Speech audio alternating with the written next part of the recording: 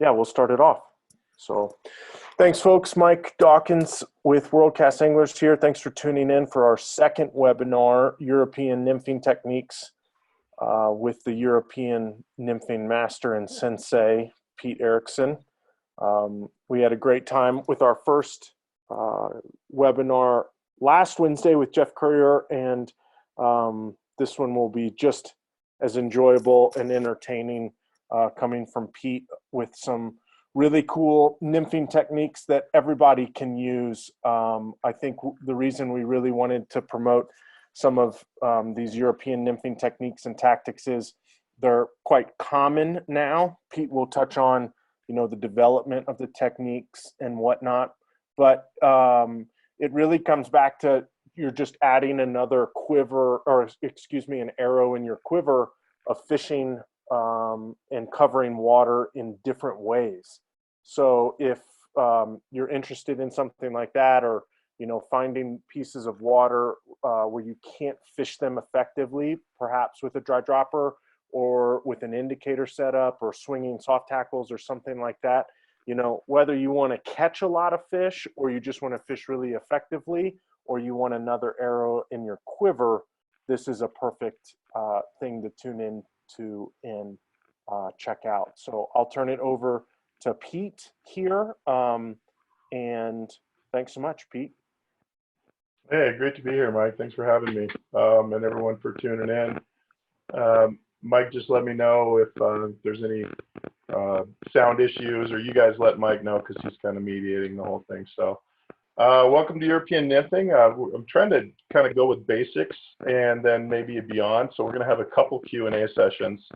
This is a little less entertainment and maybe a little bit more informational and instructional. So if you got questions, jot them down and then send them to Mike, and he'll read them, and we'll go from there. So that's kind of the flavor of tonight's webinar. I kind of want to talk about a brief, let's see here, make sure that we're rolling here.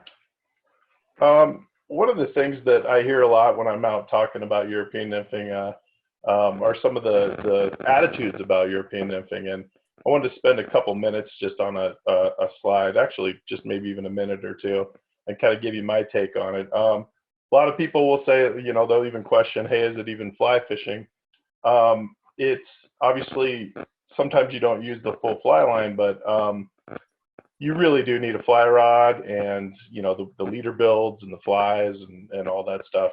So as far as I'm concerned, the fact that you need that gear really does kind of put it in that realm of fly fishing, because there's you know, there's other types of fly fishing that the gear is just drastically different than, you know, a 9'5" weight. So another thing I've heard lately is it too effective?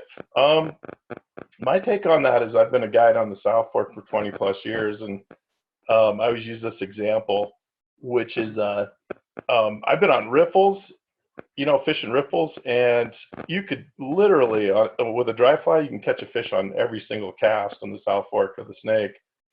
But I don't. Like, you know, I pay attention to the resource and try to conserve the resource, not because of my fishing technique, but because I just kind of back off. I don't need to catch every fish. So is European nymphing really, really effective? It can be, yeah, and you can really put a beating on the fish. But I would actually say that some of those riffles that I've fished, it's even more effective than a lot of the European nymphing situations when you come up on a pile of fish in a hole. So I would just say, you know, it's up to the angler to kind of back off if you're really getting into fish. And then another thing I'll hear people say is like, yeah, I only dry fly fish. I don't want to do nymphing, or maybe I'll streamer fish a little bit. If you give it a shot, it is really fun. It can get as technical as you want. I'll talk about that a little bit later, but it's a really, really fun style of fishing. And there are certain situations where it's more fun than other styles of fishing. So basically that's kind of my little spiel on that, and happy to talk about that later if you guys want. Pete, what was the photo that you started with all the graffiti and whatnot? Let me go back to that. That's in Portugal. and I'm just fishing this, about 2 feet deep of water right there. It's not really urban fishing, but it was just kind of a cool shot, and I love that graffiti. So that's where that is. I labeled a lot of these pictures, but here's my buddy Brett Bishop, and this is actually on the Boise River in town. Here's another reason to maybe just kind of give this style of fishing a shot. If all you have in your toolbox is a hammer, everything looks like a nail.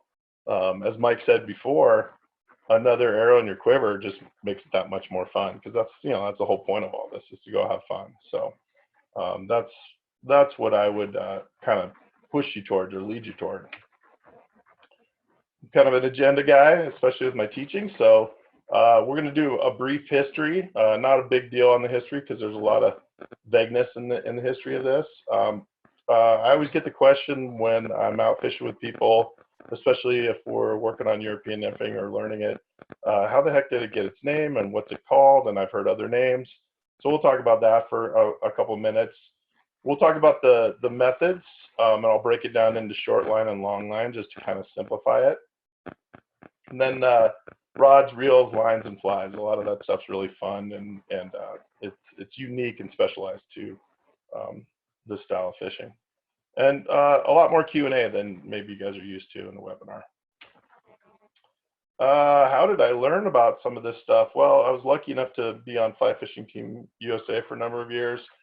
And when you get to travel around, probably my favorite part of the competition fishing and Fly Fishing Team USA was meeting really cool people and learning from them.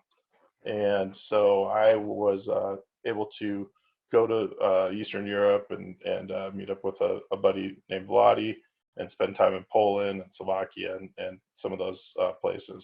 So that's where I was exposed to this in the early 2000s. Okay, the history.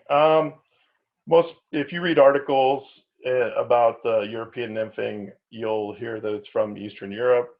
One little disclaimer: certainly a lot of techniques, and I'm careful to say this to people when they're like, "Where did it start? Who started it? What's going on with that?" A lot of techniques are developed concurrently around the world and in different decades, and so I think it's important to pay attention to that and realize that a bunch of different people are working on different techniques all the time, and it goes way back.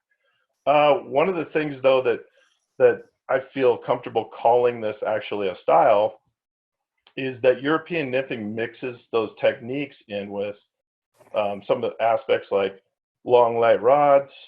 The flies are specialized and unique. There's bead heads, jig hooks. You have specialized complex leaders.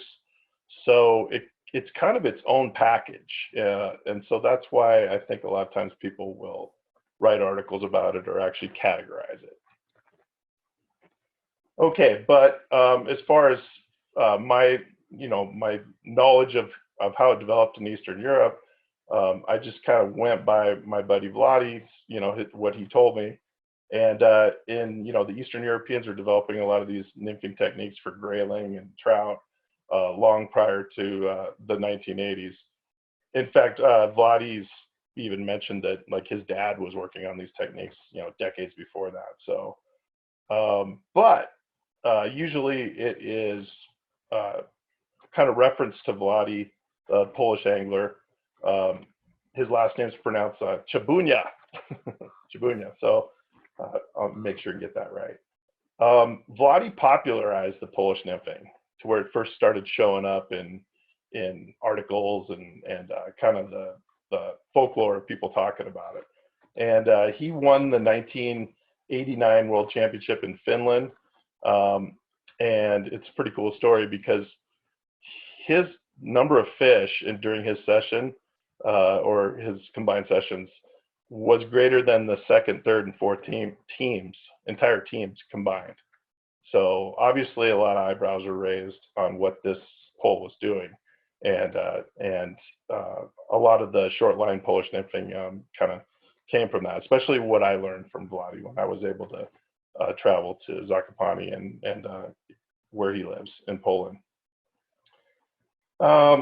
Now, I kind of joined the scene at the end of the 90s, and the anglers from other European countries and other countries around the world were taking a lot of what Vladi was doing in competitions, and they kind of were developing it in their own different ways for their own different waters. So the techniques were kind of spreading through Europe at that time, and then you get the 2000s where they're kind of obviously spreading throughout the world. And remember, they're changing and morphing and developing as they hit different types of water. So I know that's a pretty quick little history deal, but this is more about kind of getting you guys into it than dealing with the history in depth. And I have a lot of holes in my understanding of the history anyway. So there's a nice San River grayling right there. If you guys are watching your screens right now, that the cool thing about the grayling in Europe is they're reddish color as opposed to the ones that I fish for in Alaska, which are Arctic grayling, or even Sweden. Okay, what's in a name? There's the English teacher in me. So I've got a funny little story that I was talking to Mike about when we were kind of talking about putting this thing together.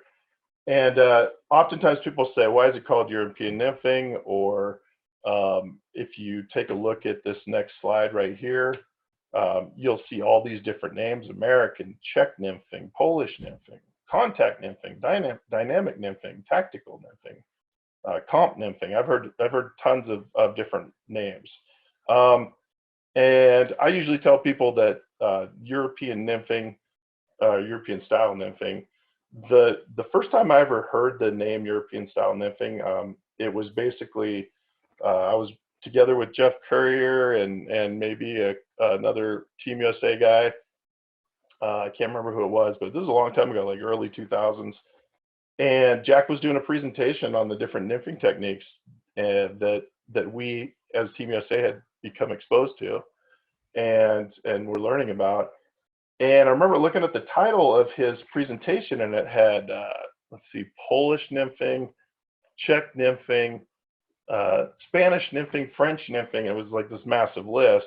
And I remember a couple of us saying, that's just confusing. Why don't you just call it European nymphing? Because from our aspect, that's what it would be.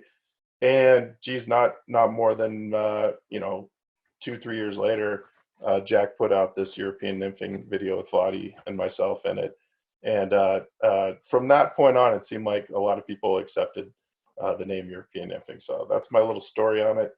I don't know if someone else was using that name before, but that's the first time I ever heard it. And so that's the name just kind of stuck. Good picture of Jack right there. So like I said, if you look at the bottom of this thing, it really doesn't matter what you call it, I don't think.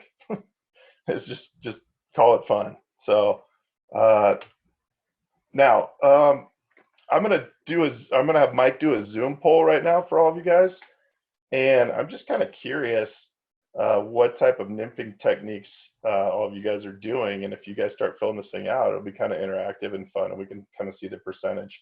You might want to, let's see. Yeah, you should be able to move that poll to like the side of your screen with your mouse or your cursor. We'll cover this dork up here in that picture.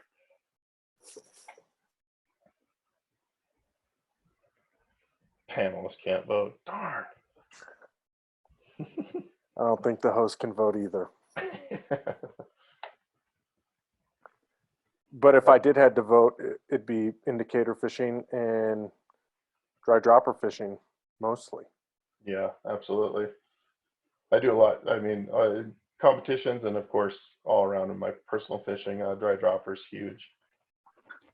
And obviously every type of nymph fishing is completely fun and totally legit. It's all personal preference. And I'm not sure, I've never done a poll before, so I don't know how it works or whether we can keep popping it up and letting it go. But while you guys are putting those on there, kind of an interesting deal here is you can see this little armband right here in this picture. This is in Portugal too. It's kind of a weird spot to fish, but a lot of times in Europe, you rent out, like you sign up for the day for an entire private stretch of river. And so I can't remember who I was with this particular day, but from Team USA, but it was we had this entire 2 miles of this beautiful Portugal river with like Roman arch bridges over it, and it was really cool. And we had to wear these green armbands to say that we were the two guys that rented it out. So it's really fun. How's that working, Mike? Great. It looks like we've had 87% of the total attendance vote. So I think that's a good representation of what people are doing and are comfortable with. Yeah. Can you show it Um, on the screen, and then we'll move on. Nice. That's kind of cool. there you go. So we got that. Sweet. Swinging nymphs. And wet fly. Awesome. But naturally, it looks like most people are comfortable with a lot of dry dropper fishing and indicator fishing. Totally. Yeah. Which absolutely makes sense. Which is good, because then maybe, you got a new little technique for you. So, all right, I'm going to close this out. And we can kind of move on. We're going to start talking about the differences between some of these traditional or more popular common techniques than European nymphing.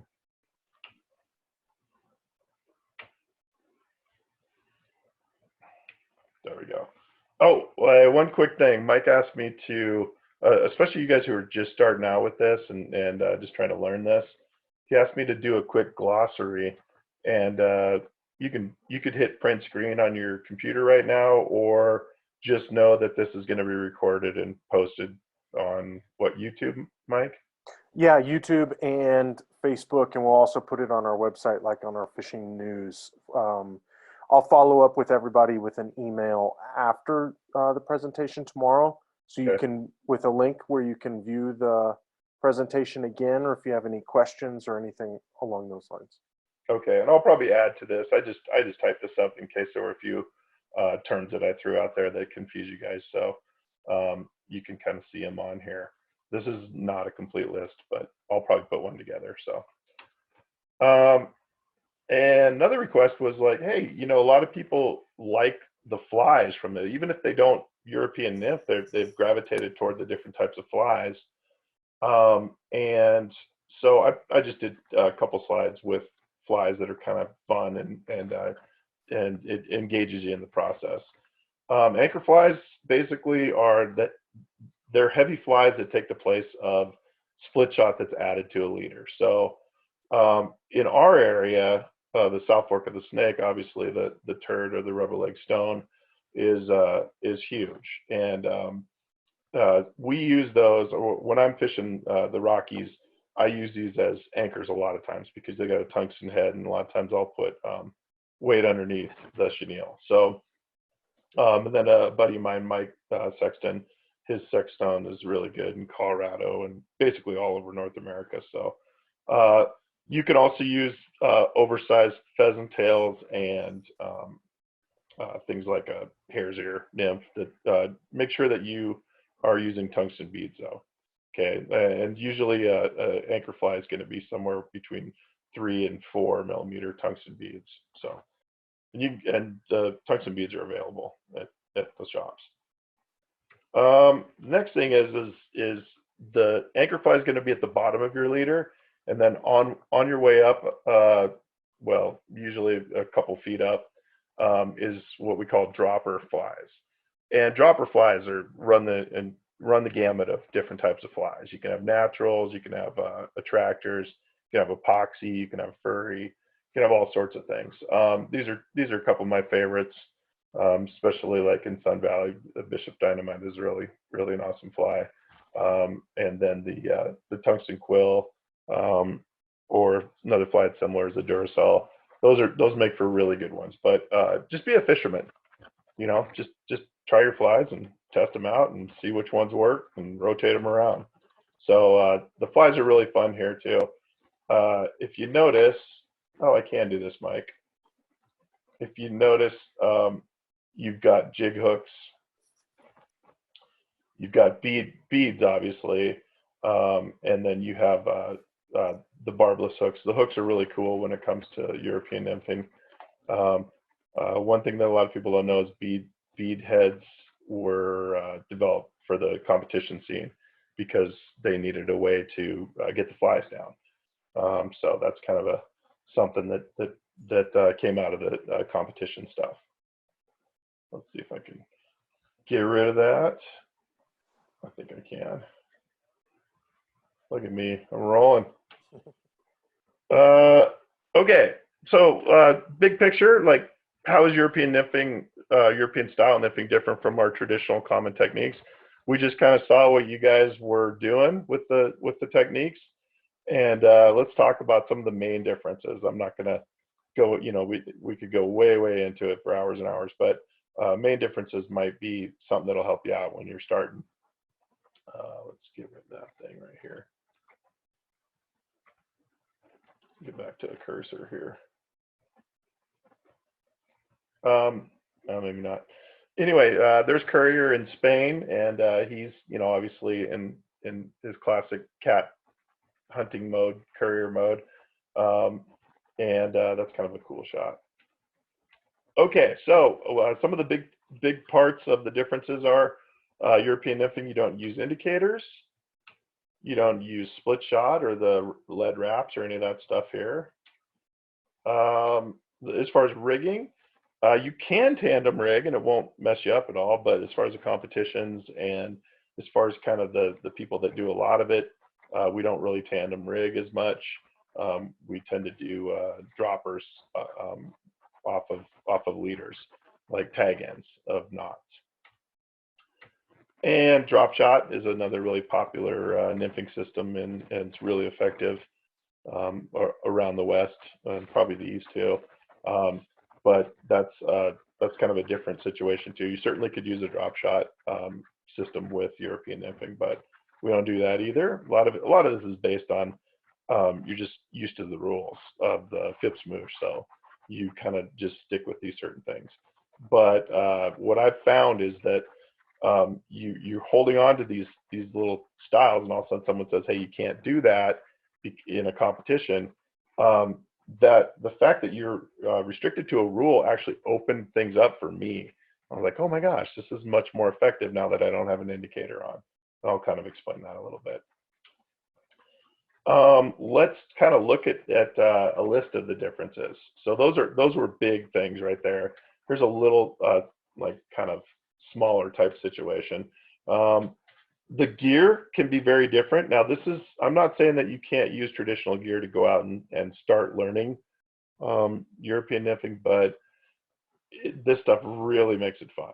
So long light rods, I designed a series of rods called the Shadows for Echo, Tim Rajeff at Echo Fly Rods, and the long light rods really give you a massive advantage, and they're really fun to use.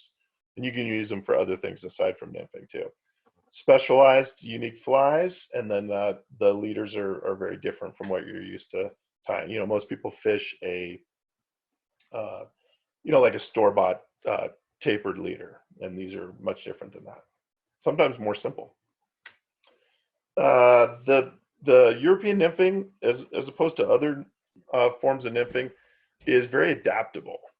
Okay, the process of fishing is very dynamic.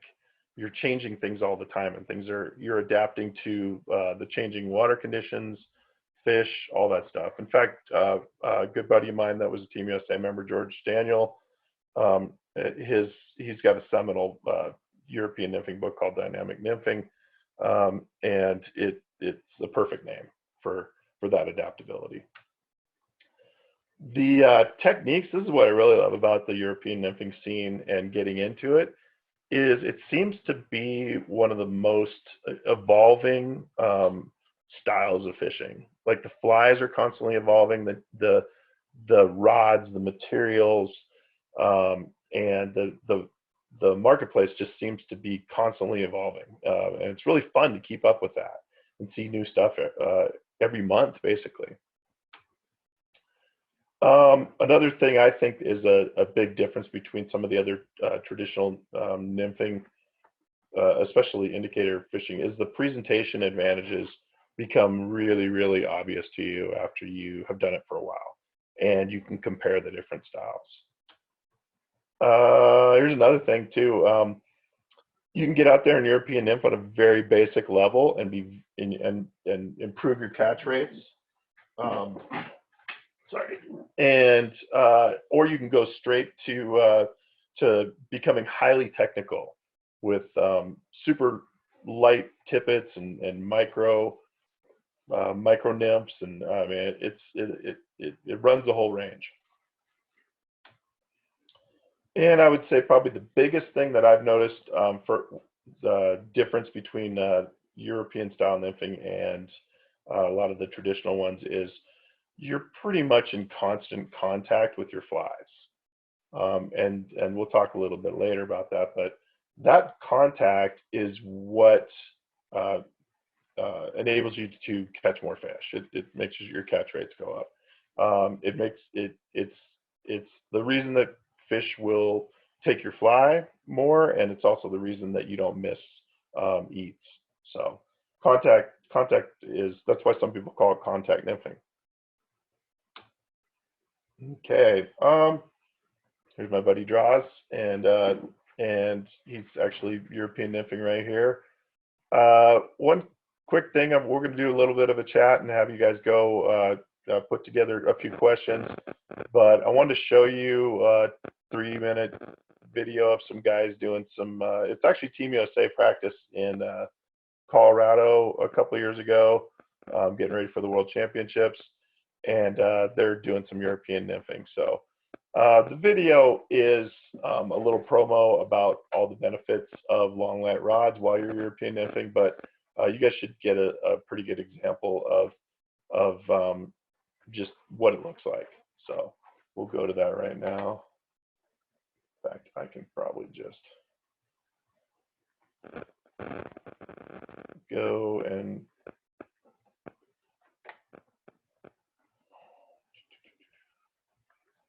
here we go. I'll turn this down a little bit too. I think it's probably going to be really loud.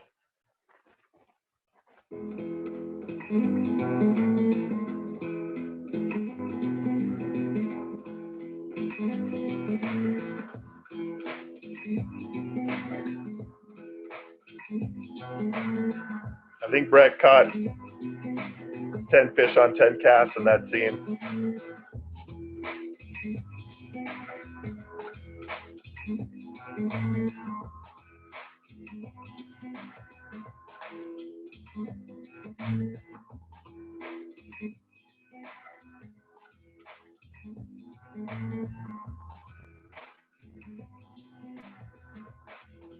These are nice fish.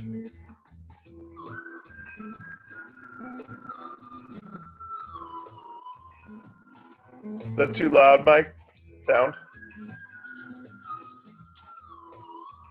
No, but I think it's perfect. If actually, could you pause the video and let it render a little bit so it can load a little bit better? Because we're just sort of getting some pixelated pictures. That sounds good. That'll help me also talk about, a lot of times when people say you're putting a hurting on the fish with European nymphing and it's rough on the resource, one benefit of European nymphing is that watch how fast Brett brings these fish in. And so these fish are like 18 to 21 inches. They're huge. And he just rocks them and gets them in. A lot of times, you know, when you're fishing small dries and light lines, I mean, people play the crap out of fish. So it really is easier on the fish to get them in quick and get rid of them. And so that is actually kind of a benefit of this. And the takes are one of the coolest things that you can ever do, because you're so close to the fish that it's like electric, the take. Let me know if that's rendering past. So this right here, right, Mike? Just wait for it to get going a little bit. Correct. Okay. And Pete, can you talk a little bit about the water that Brett is fishing right here? Sure, and I'll break the water down into short line and long line fishing, but you can tell that he's about knee deep. He's fishing a ledge that is also a seam, and that, obviously that's awesome. And over here, you can see that that's going to go into deeper water, probably 4 or 5 feet, and the fish are just stacked up on this thing right here. And he's able to go in and present um, a really clean feed lane, that he's not swinging in and out of the feed lane like you might with other nymphing techniques. He's able to just go straight down the feed lane. And so it's actually pretty cool. What do you think? You think I can roll with this? Yeah, give it a try. Try? Okay. Let me know if it starts pixelating again. Not for me, it's perfect.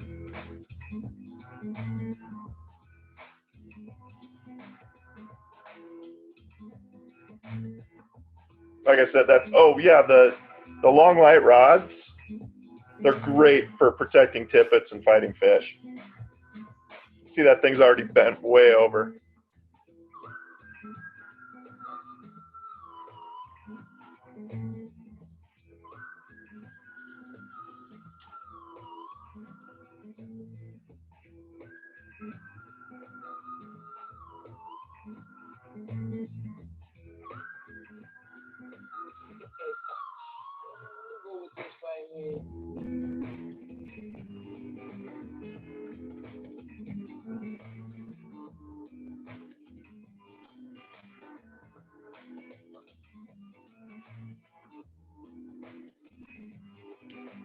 See how fast he brings that in? That's a good brown right there too, I think. Or is there rainbow? Can't remember. Rainbow.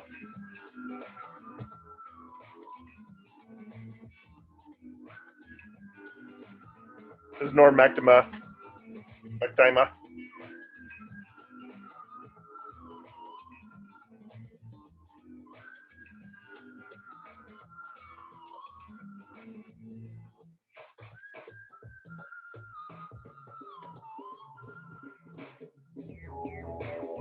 Oh, it's catching up.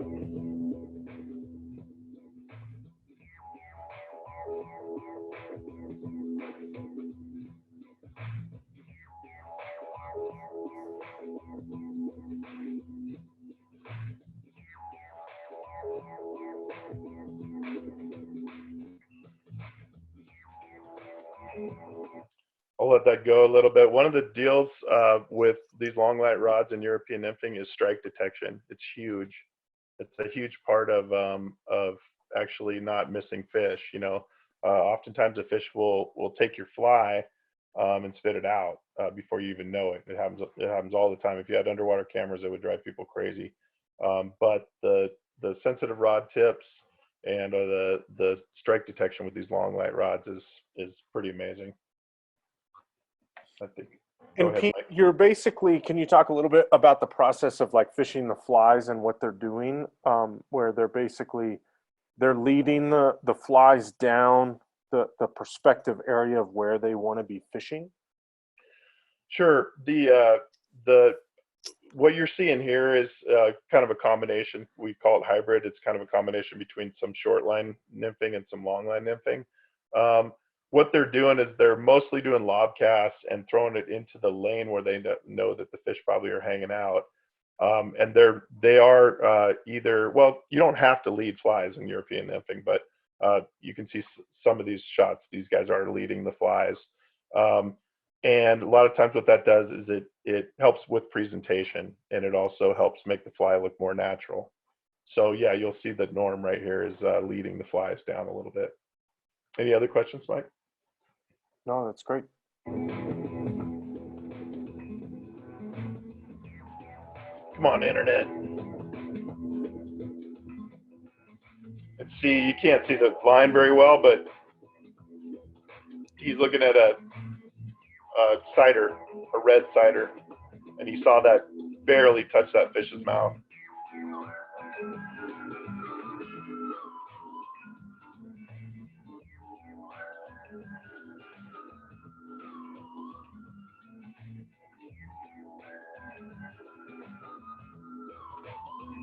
and between the cameraman's legs.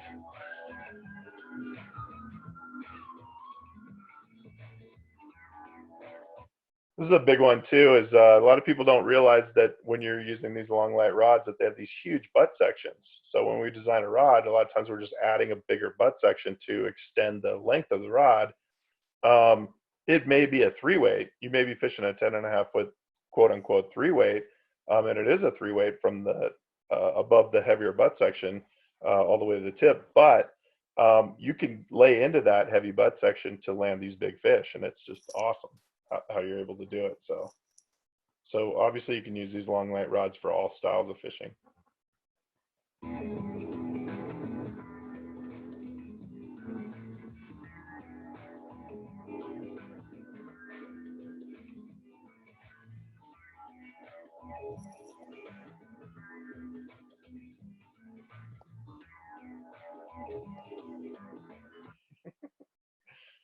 All right, let's keep moving on. And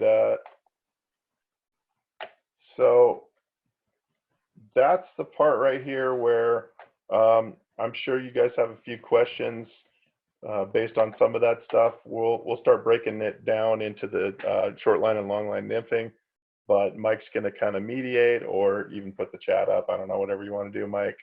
So I just opened the chat, for all attendees and panelists. So if you have a question, we're going to take, about 5 or 10 minutes and go through a couple things. So I see, what's the difference between short and long line nymphing? We're going to get into that in the next couple pieces of the presentation, as well as the line leader and tippet setup with tippet rings and rigging those flies. So here's a question, Pete. Can you try this with an existing 9-foot 4-weight or 9-foot 5-weight and a weight forward floating line or a European nymphing line?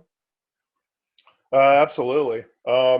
You can do it with traditional setup, and as I said before, the specialized gear just makes it a whole lot more fun, and you have a lot of advantages. But certainly, if you're just going to go out and try to give it a shot, it's effective. You'll have fun. You'll catch fish. You'll catch a lot of fish with traditional setup. Cool. I'm getting a lot of questions, so I'm gonna have to scroll through these. Do you European nymph on the South Fork of the Snake? Absolutely. Especially the riffles and the drops and the shelves and all that stuff. In fact, it's one of the best rivers in the country for European nymphing. What's the difference between European nymphing and tenkara? Oh, okay, that's a good question. They're actually, I've done a lot of tenkara as well. They're actually very similar as far as, I guess what I do is a type of tenkara that kind of lends itself to European nymphing. But the difference would be tenkara, you don't have a reel, and you have a nymphing line that goes on and off. But there are a lot of similarities between tenkara and European nymphing, especially when you're throwing the nymphs and leading them and that type of stuff. Tenkara obviously lends itself to the dry fly fishing too. What's the ideal depth to use this technique? One attendee said, I've tried this and I've had a hard time doing this in runs that are 6 foot plus in depth. Do you have any tips for deeper runs? Yeah, the slow, deeper runs are much more difficult to do this. As you get better at it, you can certainly catch fish out of those waters, but a lot of times we focus on 2 to 5 feet of moving water and a lot of different types. You'll see that I've got a slide that kind of talks about, a couple slides that talk about the types of water, but deep pools, certainly it just takes practice to figure out your anchor fly weights and your leader builds. Are you swimming the flies, or given the need to be contacted versus dead drifting? Even when you're dead drifting, you should be in contact with them. And if you're swimming flies, which you can do, especially toward the end of your drift, your presentation, you're in contact at that point as well. So, what's the recommended length and rod weight to get started in something like this in the rods that you designed? the most popular selling rods throughout the last, I've been designing these rods for probably 8 to 10 years now. Jeez. And the 10-foot 3-weight is the most popular of them all. But in the last few years, people are moving toward 10.5 threes, and even 2 weights, like 10-foot 2 weights. So the competition anglers, a lot of them fish 11 weights, 11-foot 3 weights, because well, you just have more advantages with the reach and the mending and all that stuff. The problem with the materials, it's hard to make an 11-foot rod that's still light in hand. So there's kind of a balance there that you have to pay attention to. But certainly a 10-foot 3-weight is great to start with, and then on up to 10.5 3-weight, and maybe even an 11-foot 3-weight. Can you do this from a drift boat? I've seen people do it, and I've fooled around with it before, but it's not really designed for that. So that would just be something that you're doing for fun to try to figure it out. You can do it. I've done it, and you can catch fish for sure. But it's kind of designed to be a little more technical than that. You know how drift boats kind of floating around and doing that type of stuff, or moving in different directions and stuff. But yeah, you can do it from a drift boat. How do you gauge and control the depth of your flies? The cool part about the dynamic depth presentation is that you don't have an indicator. So you're not limited to where that indicator floats. So you just lift the rod tip up and down, or you can even feed a little bit of line. And your sighter should be long enough to where it can move up and down too. Basically, it's just up to you, your hand. Like the rod tip decides how deep you want to go, because your flies are sinking unencumbered. Cool. Do you cut all the loops off of your fly lines and leaders and do just sort of a straight line setup? You don't have to. We do just to, in a competition situation, we do a lot of needle knots and these, weird fusions of a butt section to a fly line, because we don't want them getting caught up in the guides when we're bringing a fish in. But I remember Vladi early on, he just tied his level leader straight to a loop on the end of the line. So you don't need to. Cool. All right. So last question. Is being close, distance-wise to the fish imperative? It seems so. Well, there's a balance. You need to, the closer you get to the fish, the more you can control your presentation and stay within a straight feed line, a food line. Remember, if you think about it, the food's coming down, the nymphs are coming down in a straight line usually. And if you are fishing from a distance, a lot of times you're swinging in and out of feed lanes, and that doesn't look that accurate to the fish. It smells of human.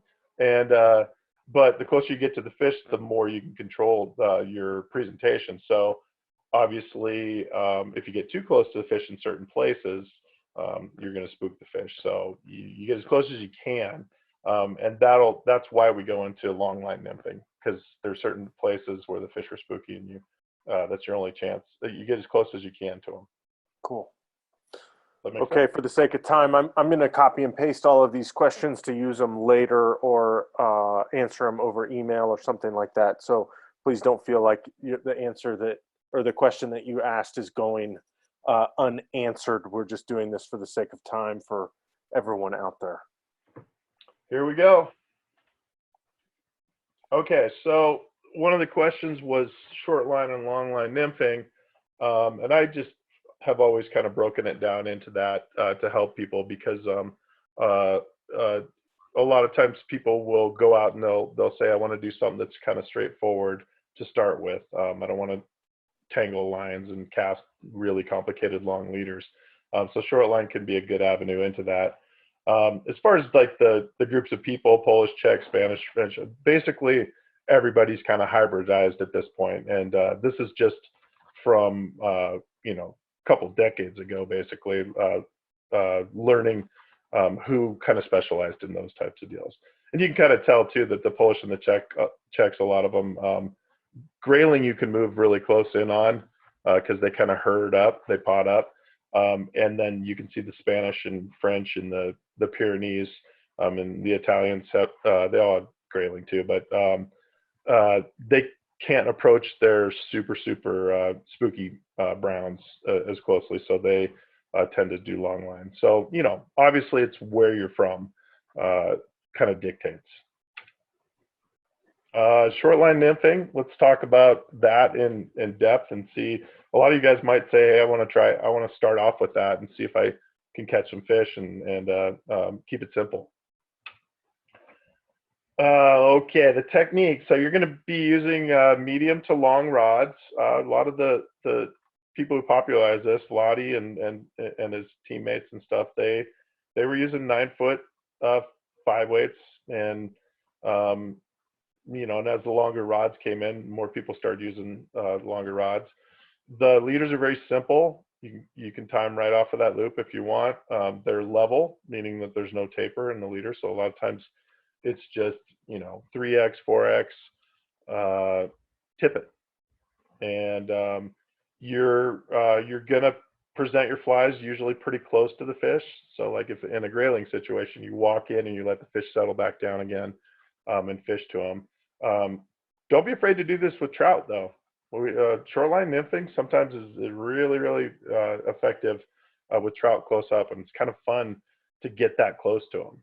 You know, especially like on the South Fork of the Snake, those holes, the fish are in the holes, and you can walk right up on them and do shoreline nymphing techniques. And your presentations is very controlled when you're fishing basically under the tip of your rod. Once again, we're going to talk about water. You can see the water that Mike Sexton's in right there in Spain is knee deep, and he's, you know, I think he caught that little brown out of a kind of an indentation. But ideally, you could do this with any style of water. But ideally, we kind of look for 2 to 5 feet of kind of medium to fast moving water. Riffles, tails, seams, shelves, and pocket water. It's especially effective in. So for those the attendees watching, you know, water like the lower Henry's Fork, you know, maybe the lower Box Canyon, South Fork of the Snake, you know, some of those more uniform bottoms on the Snake. Pete, do you have any other suggestions in our local waterways of areas that would be really good to use short line nymphing? It's true that certain rivers, like the Wood River in Sun Valley, certain rivers are just like, it seems like they're built for this. But I would say that almost any river has those types of that water. So it just depends on whether you have long stretches in between the corners or the riffles. You know, around like the Rockies, geez, just about any river has those types of deals. I mean, you guys are all thinking of the rivers that you might try this in, and just look for riffles. Look for definitely the shelves that drop into a hole, and obviously fish hang out on seams. Basically, if you were throwing an indicator, you'd be throwing it in the same places. Great. Sorry. All right, and I'm sure some of you guys are always curious about the leader. This is not as popular a leader with the current competition scene right now, because you're kind of limited when you go with a straight level leader like this. You can see it has down here, it's got a, let's see if we can do this. It's got a, oops, sorry folks. It has a dropper right here, and then you have your anchor fly right here. This is all just level right here. So it's very simple, but you're going to have issues with trying to load that and cast it. So basically what you do is a lob cast. But this is basically the leader that Vladi taught me to start with short line, and it's pretty simple, which I like. I love the simplicity of it.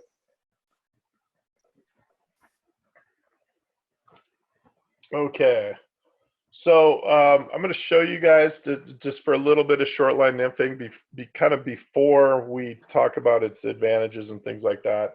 I'm going to show you what it looks like, and let's see if I can get this thing off of here.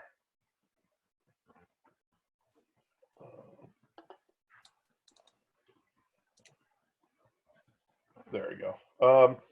And with a short little video, a couple minutes here, and I'll see if the videos, I've got a few texts from people saying the videos, depending on your individual internet situation, are not working, and we can always skip some of the videos. Maybe if you guys can text Mike so that we're not wasting time with videos, or message him, because I got a couple texts from friends saying, but I'm not sure if that's because of their internet or not. The videos are really kind of good though, because I can kind of explain what's going on, and I'm not going to kill you with video, but I'm going to show you one with Vladi here right now. So let me know, Mike, if you're getting a flood of. Yeah, I would stick to the videos that I know that are loaded on your computer. Yeah, they are. Okay, great. Oh yeah. Everything else is loaded on the computer after this. So perfect. Basically, when I started shoreline nymphing, a lot of times, of course, Vladi's a master, so I wanted to go learn. You go stay with him in Poland and go kind of what we call Vladi boot camp. Have him yell at you and say, "No, you idiot, you're doing it wrong." And there's a lot of subtleties. It looks very simple, but there's a lot of different things that he's doing, and I'll show you that. I'll also show you a little video right before leading up to that. That's me in Poland, just for a minute or two. So let's see if we can get out. Oops. We do not want to keep those. And here we go. I think I already have it up too. This is me in Poland, and you can see that I have to fish this little shelf, and it's only about 6 inches off the rocks. I'm fishing for grayling here and wild browns, and it's overhang. And so I've got, this is a while ago, so this is one of the first shadow prototypes with the length on it. And I'll stop a couple, and then I'll show you Vladi doing just basically pure short line nymphing for grayling in the San River. And interrupt me, Mike, anytime if you have a question or you're seeing some questions. Sure. And let me know if this video works, everybody. There's a monster grayling right there. Just keep your hands away from its mouth. So when I get this thing going here, I can skip forward just a touch here. You're going to see that this ability with this long right rods, and especially this European nymphing, it'd be pretty tough to do this with an indicator or other styles of fishing. See how I'm going underneath the branches right there? You can see my indicator right there. It's what I call dangly. Actually, I don't have a dangle. It's just straight cider. And I'm fishing probably 1.5 feet of water. And you'll see here, I'm only going to let it go another 30 seconds or so, but you'll see how nice it is to be able to use that long rod to go around that tree. And I'll actually come around this side of the tree, and you can see that. And if I let this go, I do catch another giant fish of about 8 inches. But I think I'm going to let it go and skip to Vladi's section here. So you see that cider, it's kind of cool. All right, let's go to about, this is kind of your classic shoreline nymphing that, here we go. This is me being an annoying cameraman over Vladi's shoulder on the San River in Poland. And you can see In this situation, he's actually not leading quite as faster than the bubbles, because he kind of already has in this, there's an indentation here that we're standing over, and he's already done that. So he's kind of backing off a little bit, and the water's high and moving pretty fast. It's pretty tough to pull a grayling out of that situation right there. But you can kind of see, he's lobbing it. He's got heavy anchor flies on to get it down. And basically that's that on that. And let's go back to, oh, I think I have one more short line nymphing that would be kind of fun from a different angle. And this is my buddy Mike. And he is, you can see from this angle right here, he's basically short line nymphing too.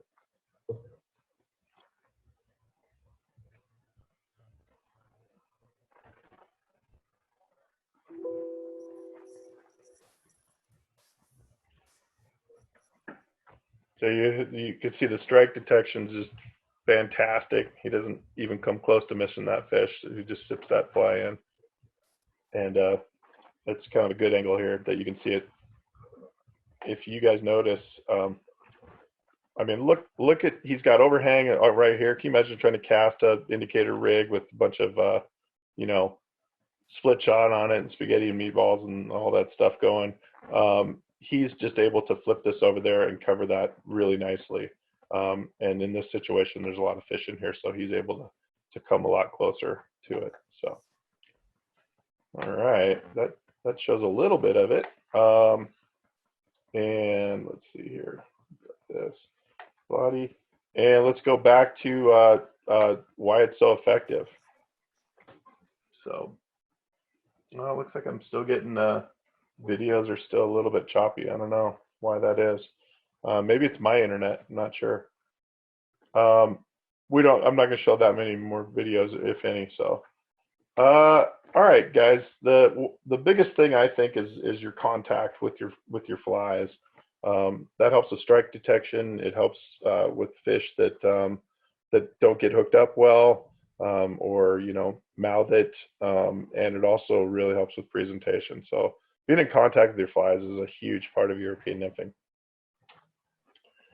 The dynamic depth presentation, some of you guys brought that up earlier, and that's a really observant thing to bring up, because that is a huge part too. You're not adjusting your indicator for each different hole or each different depth. Remember, this is for short line nymphing, and we'll talk about long line nymphing too. The level leader, they're straight, so they don't get hung up by different currents. You have different current speeds at the bottom of the river, the middle of the river, and the top of the river. If you have a thinner diameter, straight level tippet, your leader, basically that's it helps your presentation a lot.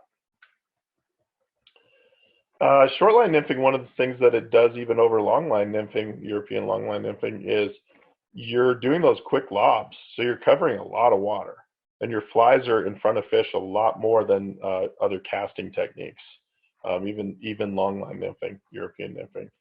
Your accuracy is incredible, and your presentation is much better too. Strike detection, obviously, the closer you are, the quicker you're going to be able to detect the strikes, especially if you want to use colored indicators with short line nymphing. Very adaptable, maybe not quite as adaptable as long line nymphing, but it's there's a lot of things you can do with flies, and obviously being able to change your depth presentation is adaptability. The long light rods, they give you reach, so you don't have to get quite as close, but you're still short line nymphing. They're tons of fun to fight fish on, and they're really great. Once again, you don't have to have a long light rod to do short line nymphing. And I just love all the specialized flies, jigs, beadheads, all that stuff. It's really kind of cool. So, Mike, do you have any quick questions on short line nymphing before we move to long line?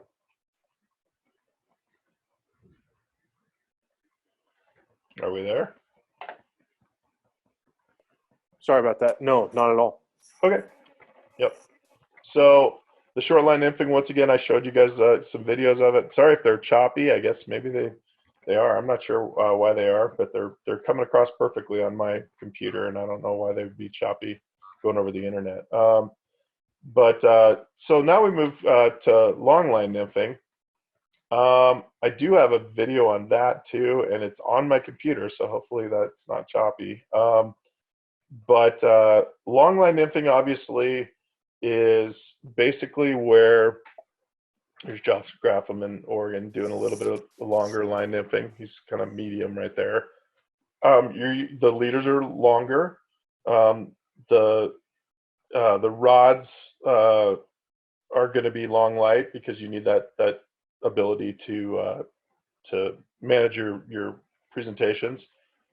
A lot of times these approaches were developed, the long line nymphing techniques were developed because the fish were too hard to approach, especially in Europe, certain parts of Spain and France and stuff. So also you're using light tippets, small flies. Your angles of your presentation angles are much more complex. Kind of the same type of water. One of the cool things with long line nymphing is when you can't wade across a certain section, like you're going to be swept away, like I seem to be as I get older. You can reach across a river and really give it a really good presentation with the nymphs. Let me grab a little sip of water here.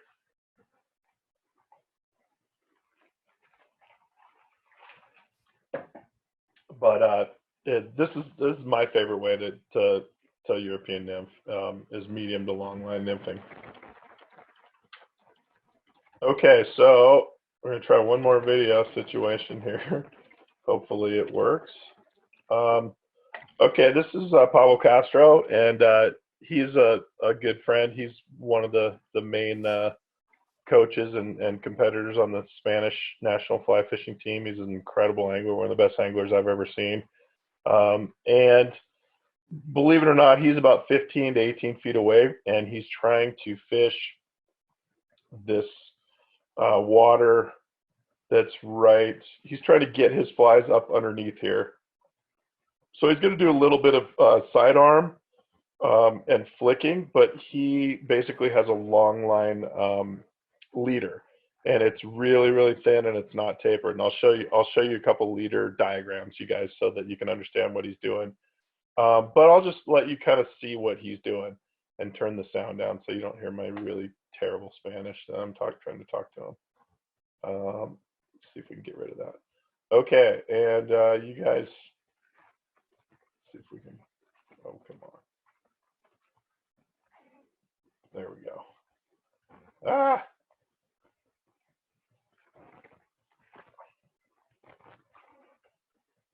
All right, well, we'll try it this way. Let me know, you guys, if it's messing up.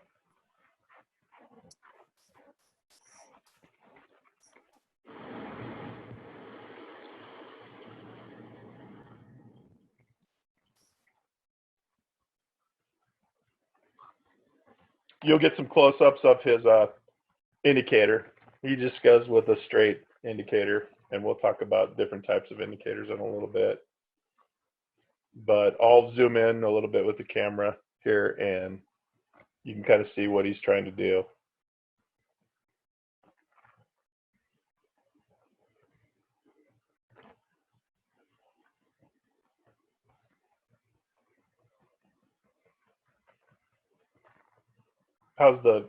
Is it choppy again, Mike?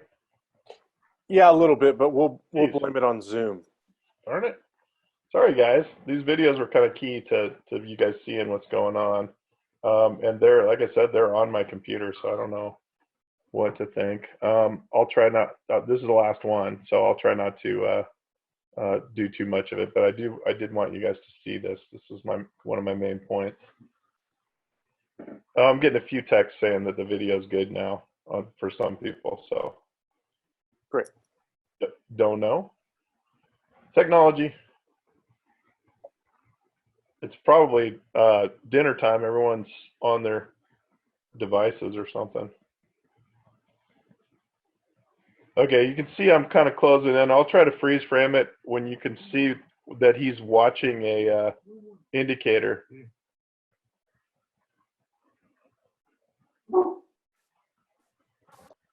There, you can see the indicator right there.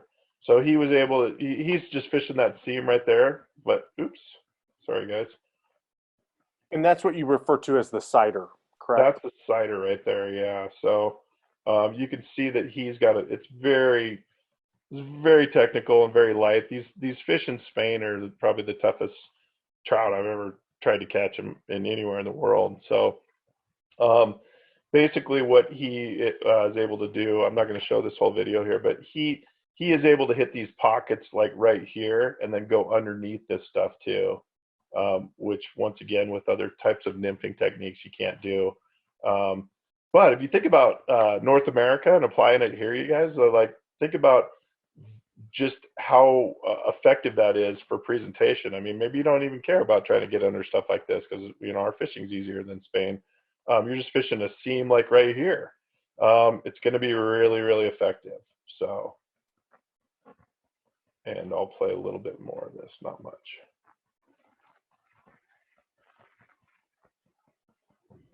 Maybe.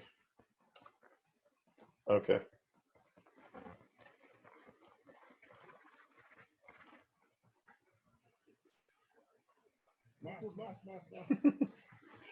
I'm like, please do more.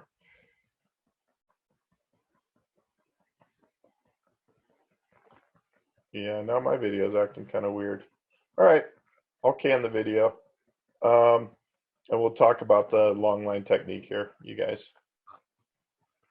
And let's just move on to the next one. Okay, so long line, remember there's a few major differences between long line and short line when it comes to European nymphing, but basically if you just think I'm trying to have really good presentation at a distance, that's what long line is. And obviously you got to change maybe, you know, some of the things like the leader and the flies and maybe even the rods. Once again, obviously contact is going to be really important. You're going to have depth presentation just like short line. Now you're going to be more ability to be stealthy with the long leaders because of long line nymphing. And the better strike detection. I wouldn't say it's better strike detection than short line, but it's certainly better than a lot of traditional nymphing techniques.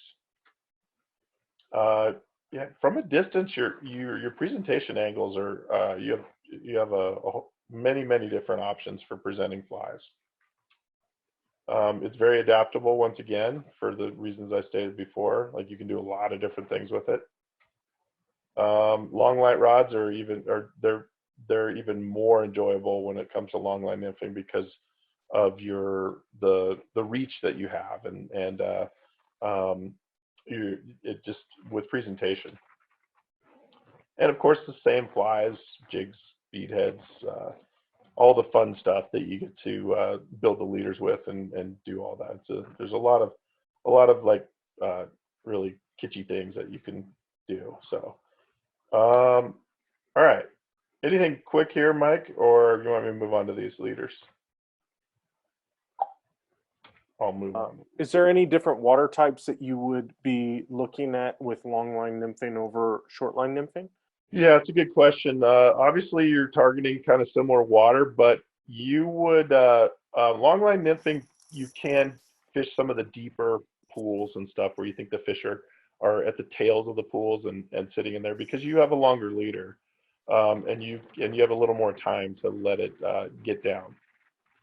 So, and a lot of times that's an advantage over short line nymphing. Boy, I had a bazillion slides of all different sorts of leaders and everything, and I wanted to just try to simplify it and only give you guys a couple. You saw Vladdy's deal. Like I said, I don't really use that very much anymore, but that's as simple as it comes. You just do a straight level leader. This is pretty much what I use when I'm out fishing for fun, and I also use this in competitions too. So basically, this is called a hybrid leader because I can fish short line or long line with it. So that's why you can understand why I've kind of gone away from the short line leader, right? Because I can't fish long with it.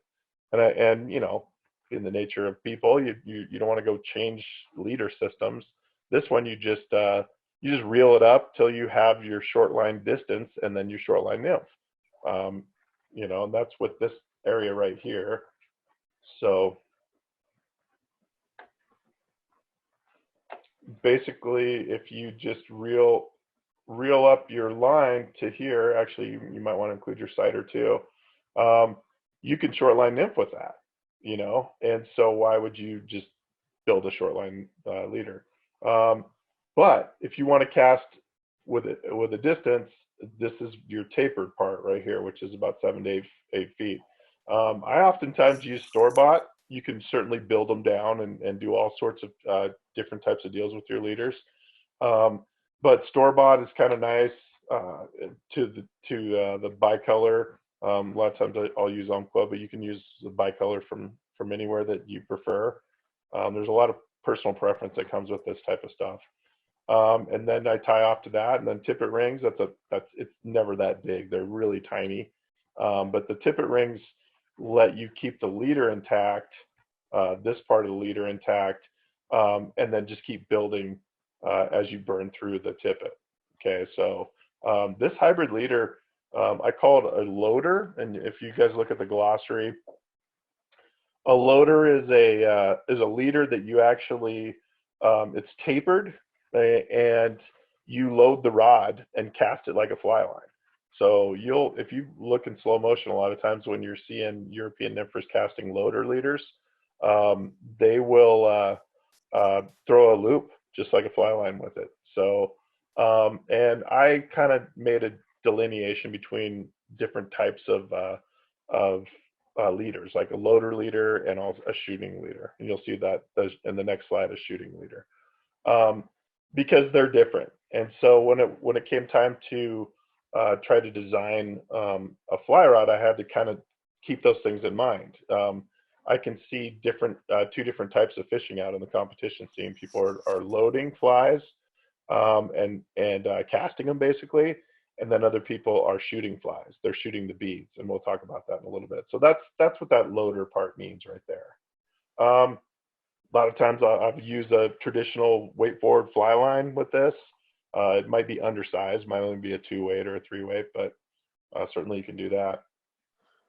So Pete, this is basically your store-bought, 8-foot trout hunter, 3X leader, tied to some bicolor tippet, or some red mono, or amnesia or something like that to act as your sighter. Sure. To a 2-millimeter tippet ring, and then you've got your 5 to 6 feet of your fluorocarbon tippet on the end. Right. How long is your tag end to your dropper fly? Oh, that's a good question.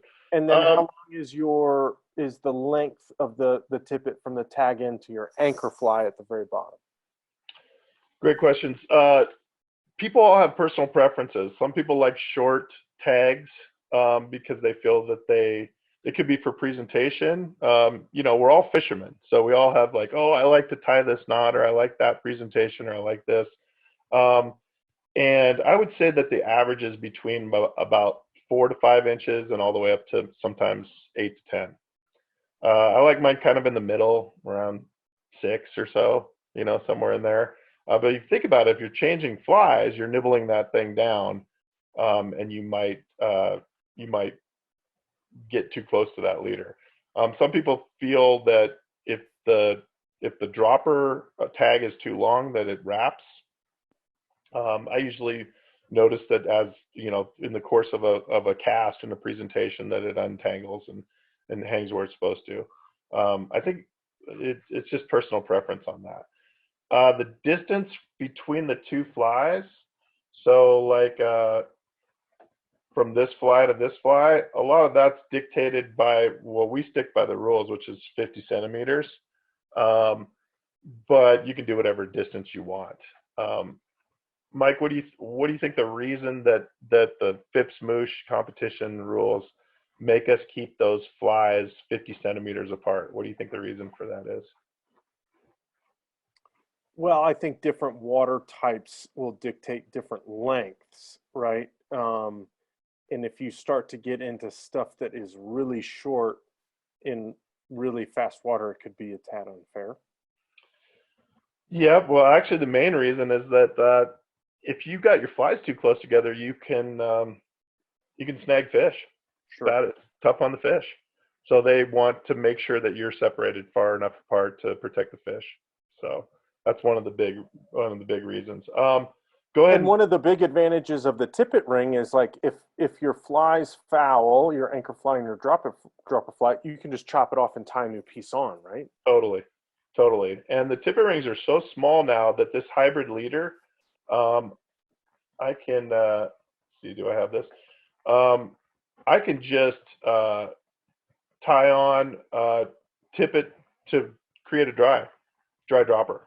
It's very common for us to go from these two nymphs to dry dropper. A lot of times if we're in a hurry, I just put a dry here and then this becomes my dropper. And it's an amazing presentation to have a dry be up by itself floating around as opposed to being stuck on a rig. You know what I'm saying? Great. Yeah. The fly is totally free floating, the dry fly, so the fish will eat it better. So that's another deal. So this is the reason hybrid isn't just because you're going from short and long line. It's also dry fly and dry dropper during your competition. So this would be a good one for all of our attendees to note on, that has a lot of application and diversity in those applications for them to use if they wanted to try this.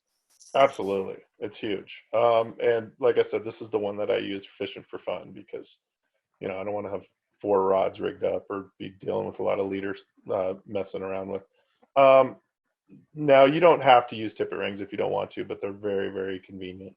So, all right, let's move on to the a little bit more stealthy, complex leader. So,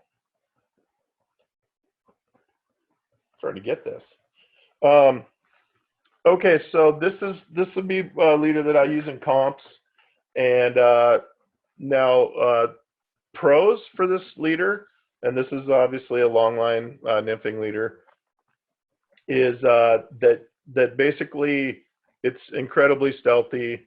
The wind won't mess with it.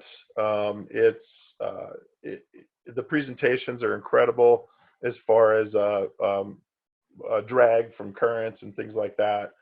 The downside to a shooter is they're very hard to control, and it's something that you want to spend a lot of time working with to get your accuracy up. You might start with a hybrid, or heck, even a short line one like Vladdy's if you want to really take it easy. But this can be pretty tough to cast, one of these systems here. So you've basically got 5 to 5.5x. I would say actually 4 to 5.5x straight from your fly line, which is usually a nymphing line with one of these. Nymphing lines are incredibly thin. You're going to go to cider, and you don't have to use a tippet ring. Like I noticed that Pablo didn't want to use a tippet ring because he wanted to even be more stealthy. You don't have to, but I like them because I don't, they're so far away from the fish, it doesn't seem to bother them too much, and they're convenient. But this is a pretty common system right now that you'll see on the competition scene, especially for spooky fish. Now, were you gonna say something, Mike? I thought I heard you. Nope, all good. Oh, okay. So the reason I call this a shooter is because if it's not tapered, how the heck are you supposed to cast this system without it just being herky-jerky and flying all over the place? Basically, what you're going to do with a system like this, and the rod plays a huge part in this, especially like the new Shadow X is really kind of built for these systems. You're going to need let's see if I can get, you're going to need a bead head here that is a big enough bead head to where you can load this rod and let it stop behind you and shoot it. Basically, you're flicking it, and the fly, it's incredible. If you watch a guy like Pablo Castro do it, he'll flick it into a Dixie cup from across the river, right underneath a branch, and he's just become that good. A lot of times, if you guys take this more stealth comp leader out, a shooting leader, the first time you do it, it'll land 8 feet to your right, and then the next time it'll land 8 feet to your left, and you're like, what the heck is going on? So that would be something that that part I love, because I want to get out there and I want to work on something and practice and get better at something. So I really enjoy that part of it. Anything to add, Mike, before I move on from that particular leader? No. Okay. These are obviously really cheap and easy to build too. And then there are store-bought European nymphing leaders that mimic some of these that I built from scratch. So if you're not into building leaders, you can certainly buy leaders that mimic these or they're similar. All right. Now, Mike asked me to, since he's similar, or he sells these and he's seen these before, the slinky or coiled ciders. Since the competition scene, you're not allowed to use indicators. A lot of times people were like, "Oh, how can I figure out how to make the line into an indicator?" So everyone's always trying to be innovative and beat the system, right? The slinkies were really popular quite a while ago on the competition scene, and they're still popular around, and they do actually have some competition applications still, especially if you're sight nymphing and things like that. But basically what this thing is something that you can put floating on and float it up, and or if your eyes aren't that great, it really shows you your takes from the trout, and I love fishing them. They're super fun. I don't really fish them very much in competitions, but I'll fish them for fun all the time, because I think they're really fun to fish. And we might do a deal where a webinar or just even a little video where I can show you guys how to make these at home too. But they're so easy to purchase now with the fly shops that a lot of people aren't making them at home anymore, and they're not really that expensive. So, and they last a long time. Here's something you can do. Like I said before, you can still use this in a competition because you're floating really light, small, like let's say pheasant tails, and you're looking for the white of the fish's mouth as he eats right there. But at the same time, if you miss the take, you see the detection. Even if you're not relying on the coils for strike detection, they're going to help with your presentation, if that makes any sense. Once again, I'm elevating it, looking for, I'm in a hole right there, and I'm looking for a take, and they're really obvious. The takes are really obvious, 10 times more obvious than an indicator, because because you're in contact, so there's no delay. Okay. This is something that in case the visibility is bad, I went to in competitions a long time ago, and basically I didn't fish a slinky. I just used a straight indicator, and at the knot I left the tag ends, and you can tell. I wish I had a picture of it on the river, but you can obviously see it better. But at the same time, the benefit of this would be that the slinky, sometimes when you're setting the hook, will stretch, and it's not as clean a set. The contact is messed up a little bit. It's messed with. This is straight to the fish, so your contact's better, but you also still have visibility with this thing jiggling around a little bit. So a lot of the Team USA guys and a lot of the competitive anglers will leave a tag. I don't know if that's going to be legal going on in the future, but we'll see. Pete, what type of material do you tie those out of? It's all kind of personal preference. You can usually it's mono because you know the different types of colored lines. They all have their benefits. Sometimes the colors fade. You get used to whether it's supple or stiff. If you get on the internet or go to fly shops, you'll see a whole bunch of different types. And that's another really fun thing about European nymphing is that just because the guy that you're going fishing with uses a certain type of cider material doesn't mean that's the one that you like. And so there's such an element of fishing to all this stuff that you're a fisherman. You have it's just like choosing different flies from the guy you're fishing with. So yeah, I mean a lot of the bicolors I'll use. Originally, 15 plus years ago, we were going to Cabela's and buying colored strand and that type of stuff, amnesia, because that's all that was out there. Berkeley Big Cat. Yeah, exactly. Guys, we're going to do another chat session because obviously I covered a bunch of stuff there that you guys probably have questions on. And we'll do that chat deal right there. I always put this, Brett Bishop and I put this on our last presentation together when we did this, just because we just kind of think it's funny that there's people out there still trying to kind of say this European nymphing, it doesn't exist, there's nothing to see here, nothing at all, just it's not even interesting, it's not fun. I think it's a lot of fun, and it's really changed the way I fish and just the enjoyable aspects of fishing for me. Cool. Well, I got some questions left over from the previous chat that we can go through here.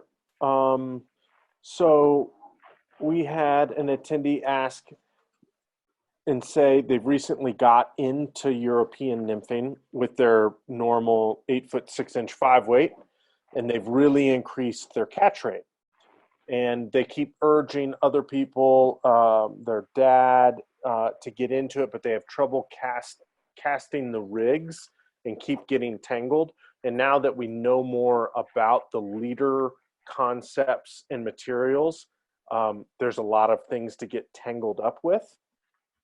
Are there ways that you can achieve the Euro levels of presentation without doing like a full 14 or 16 or even 20-foot leader?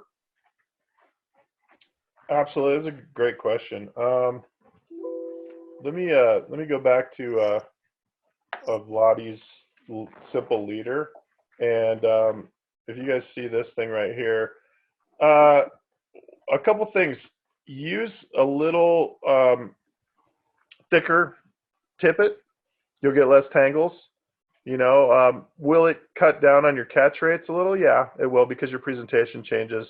But you have to find that balance. Like, okay, I'm doing 3X or I'm doing 4X and I'm not getting tangled anymore.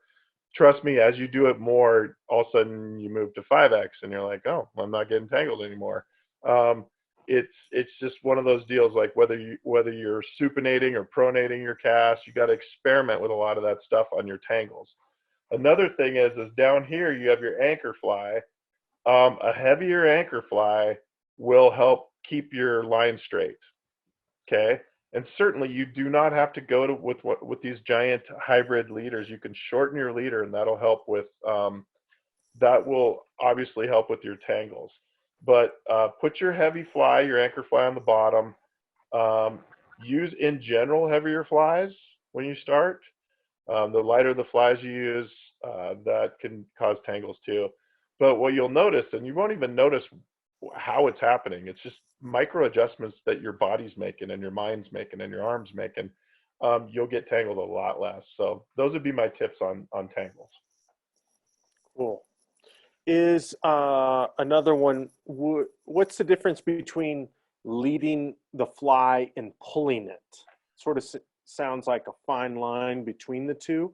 Maybe if you could go through step by step of your cast presentation to the lead, to the end of the drift. Sure. Leading and pulling are kind of similar terms. For basically you taking the tip of the rod and pulling your flies along, leading them. You do not have to pull flies along. I know a lot of European nymphers are barely, they're just barely staying ahead of a dead drift.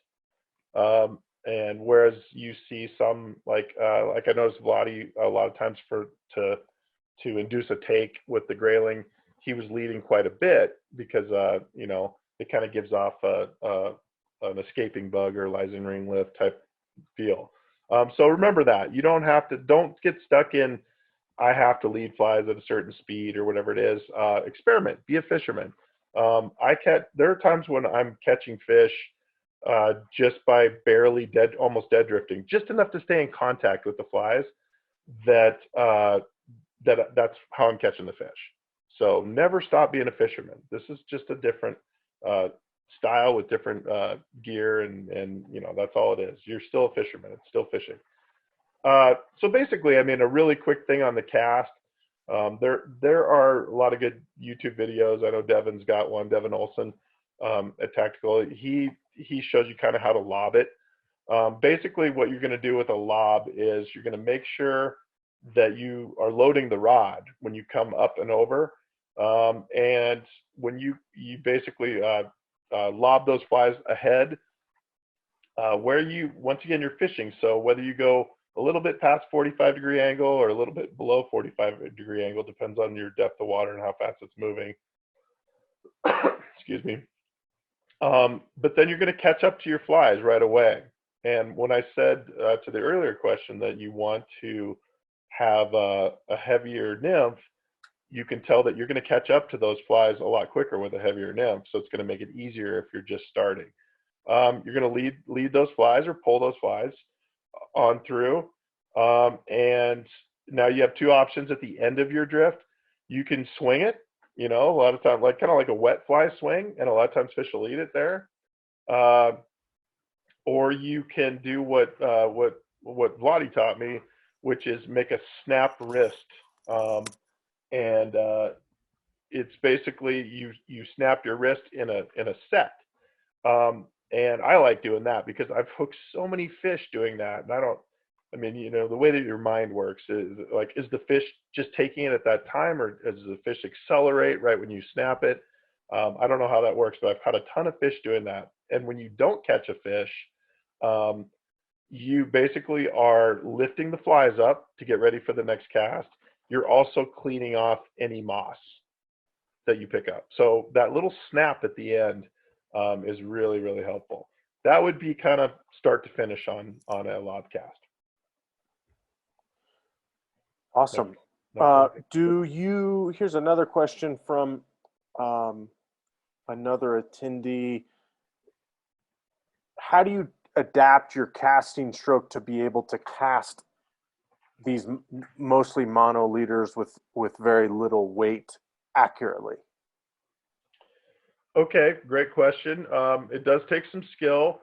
I would start with that hybrid leader that is tapered because it casts somewhat like a fly line.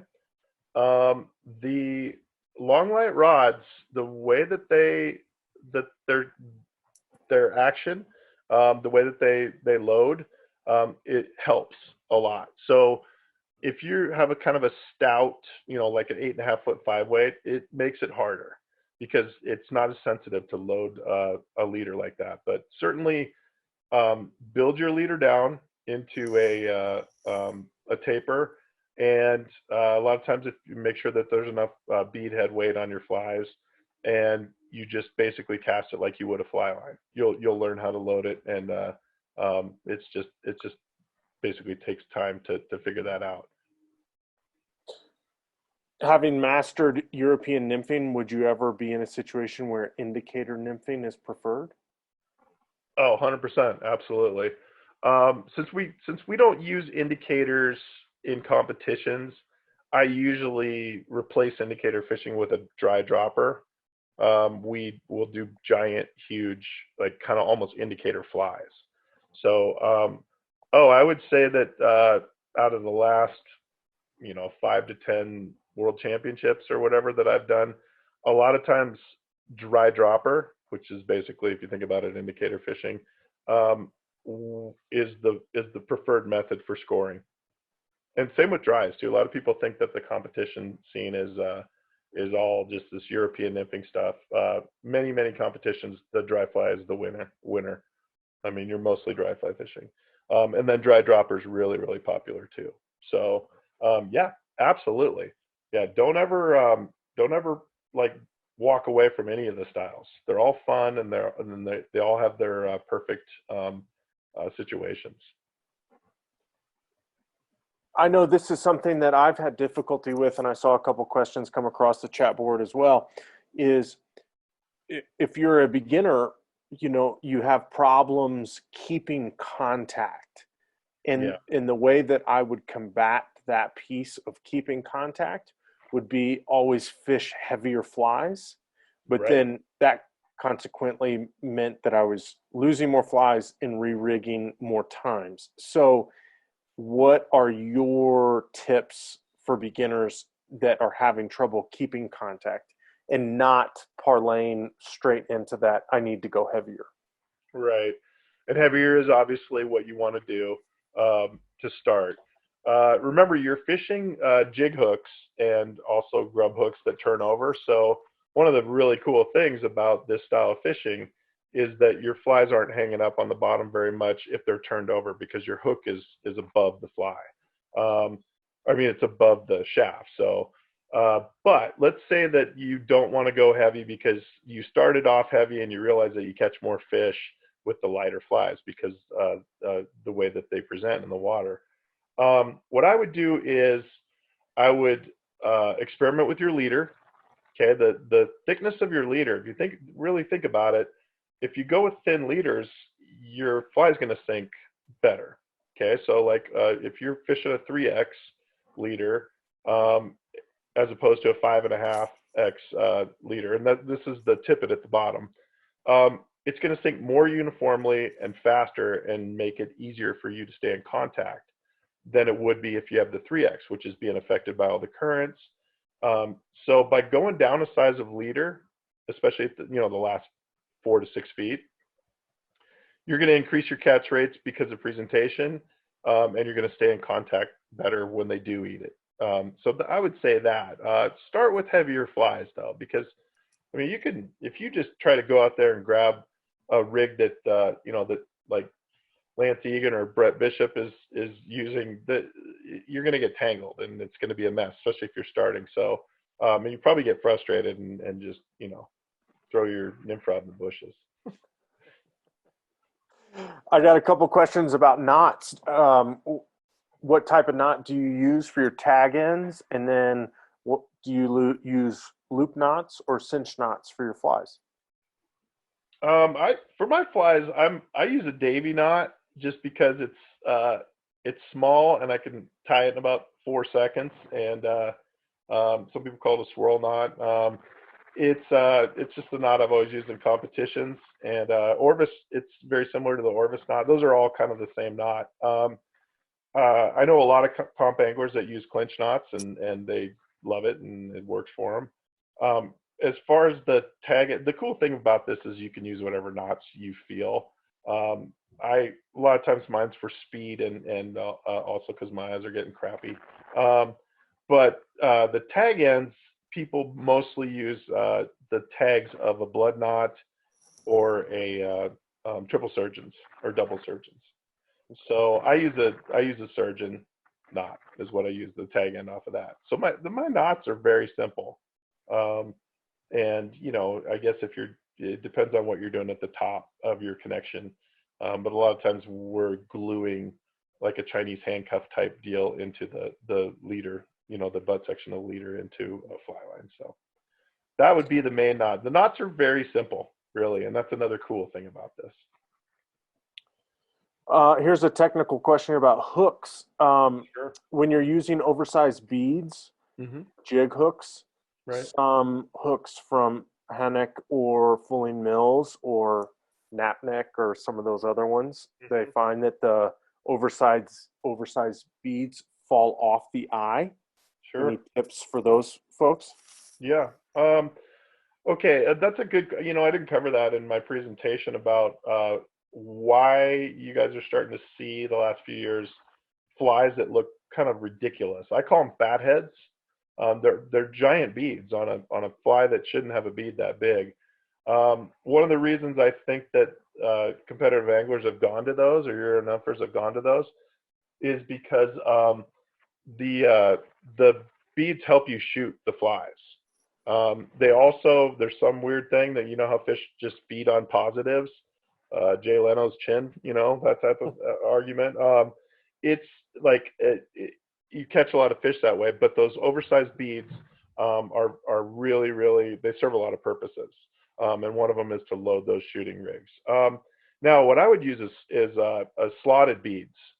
And they sit back in a different area of the hook, and they don't crowd the gap, and that solves that problem. So that's what I would tell you guys that are having trouble with that right there. But yeah, the oversized beads are a big part of everything, and a lot of times people in the fly shop will be like, well, that's a mistake. Why is that way? In fact, you don't actually see a lot of oversized beads in the fly shops, but that's a little secret that the teammates are probably going to be mad at me on. Yeah. Oversized beads are big. Or custom ties. Yeah, they're a big deal. So how far is realistic for long line applications, or how far is too far? Great question. I guess there's no such thing as too far, but if you notice, like, I'm fishing a hole in front of this bridge. If you guys look at your screens right now, isn't that cool? Roman bridge that we drove over that in order to get to the water. I mean, that's so cool in Portugal. But I'm probably 20 feet away from this little divot, this hole right around the corner of the bridge. And that's no problem with that 10.5-foot rod right there that I'm using. In Spain, the rivers, sometimes the fish are so spooky that I was casting up to, I was fishing 30 plus feet away with a 22-foot leader, and some nymph line out of the end. It's hard. You have to practice it, but certainly 30 plus feet is no problem at all if you are used to it.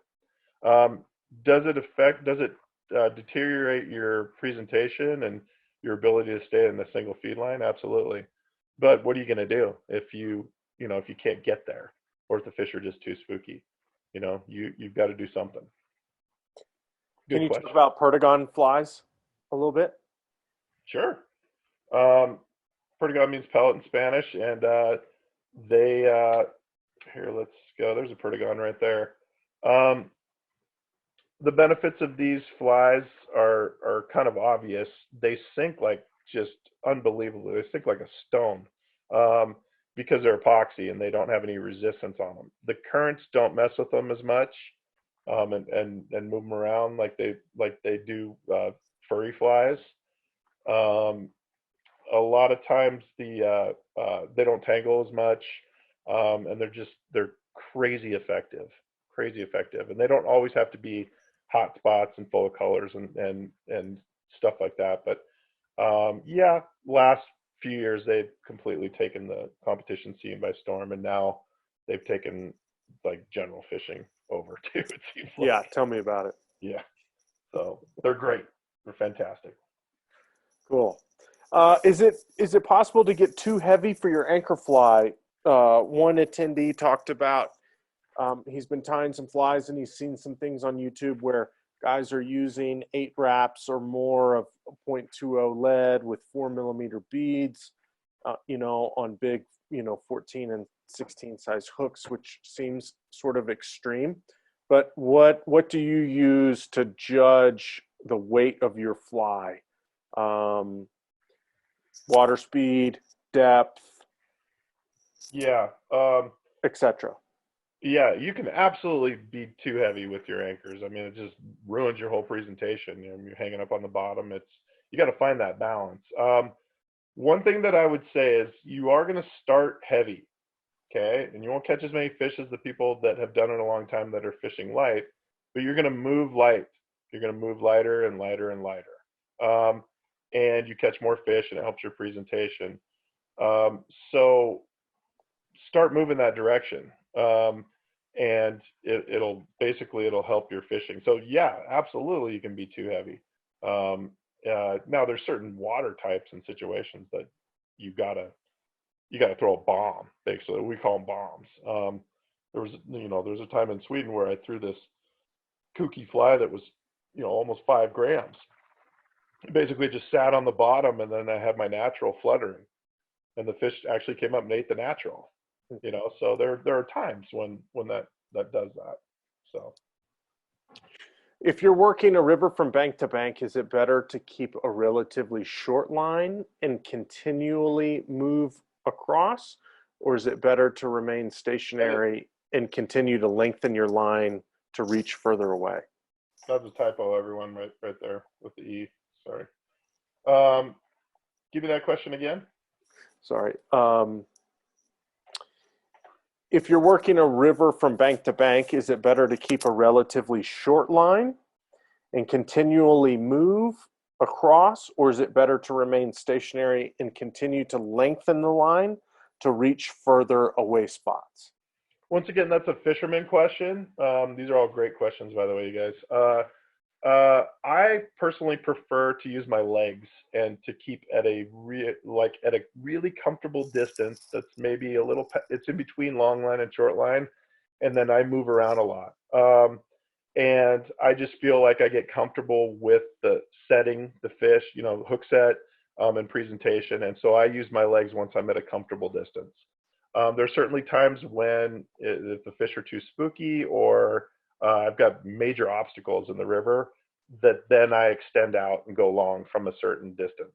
So go as close as you can while you're still catching fish at a good rate and not spooking them, and then use your legs and move and cover water. Cool. Okay, last question I've got. How do you fish boulders and drop pools? So heavy whitewater at the head, tailing sections at the bottom, specifically if fish are tucked underneath rocks and like calmer water pieces. So this is like drop pools, plunge pools that tail out really quickly that are very flat. Right. There's a couple different ways you can do that with the Euro nymphing rig. Remember, you have this long rod. So in a lot of those situations, fish aren't that spooky. So you can get close to that pocket water, basically that pocket that it's coming over the boulder and coming out, and you can hold the rod over the top of it. One of the best dry dropper fishermen I've ever seen is Norm Mactima, and he will go in with a dry fly and a Euro nymph underneath it, and dry dropper it. He'll come in with his long, he fishes an echo shadow. He'll come in with a long rod, and he'll let it come right after into that drop, and he uses his long light rod and that combination of dry dropper to let the fly settle back into that gap right there.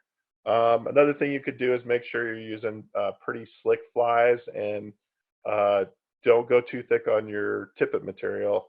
That'll help with that as well in those pocket waters. But if you think about it, the combination of all these advantages is deadly in that situation, as opposed to throwing a big indicator balloon out there and having it just be swept away, right through the tail, without ever getting to the fact that the fish are right there up in the front underneath that boulder. Does that make sense? Yeah, totally. I mean, all of it does. You just got to get out and try it, right? Yeah. Oh yeah. Yeah. There are no hard and fast rules. Right.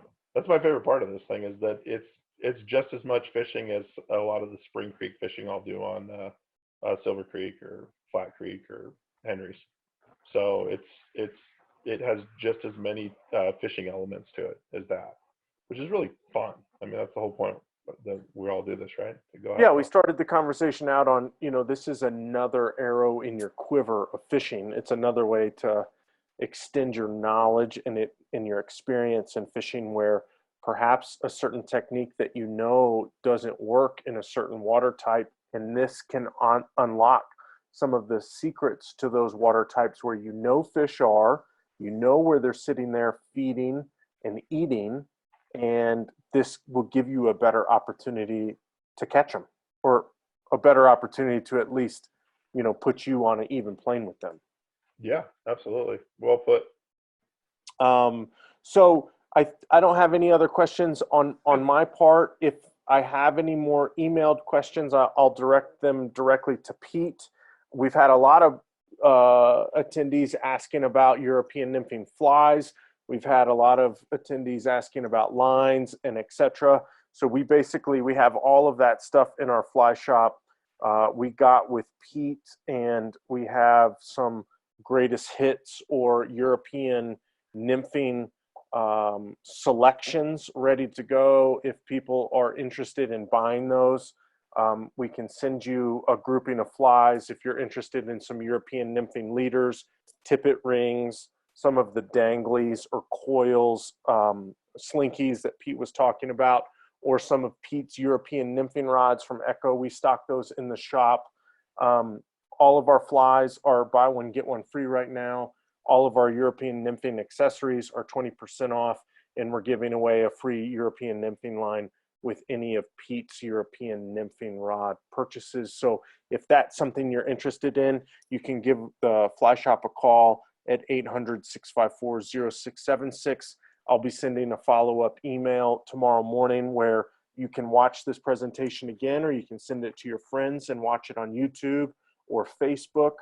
You'll have my contact information if you have any other questions about this, or if you want to get in touch with Pete, as well as we'll have your contact information. And especially, you know, we normally offer European nymphing clinics and things on the water. We obviously can't do that right now with the pandemic and sort of health concerns and stipulations we have, but we're happy to sort of build interest in those types of things. So you should have my contact information coming here tomorrow. If you need anything or want to order anything, just give us a holler or shoot us an email. And first and foremost, thanks a lot to Pete for taking time out of his day and unlocking some of the secrets to these European nymphing techniques. Awesome. Well, it's been a pleasure. Great talking to everybody, and thanks for the opportunity, Mike, and WorldCast. Of course. Thanks, Pete. Well, we hope everybody has a great evening. Thanks again for tuning in. If you need anything, just give us a holler, shoot us an email, or give us a call.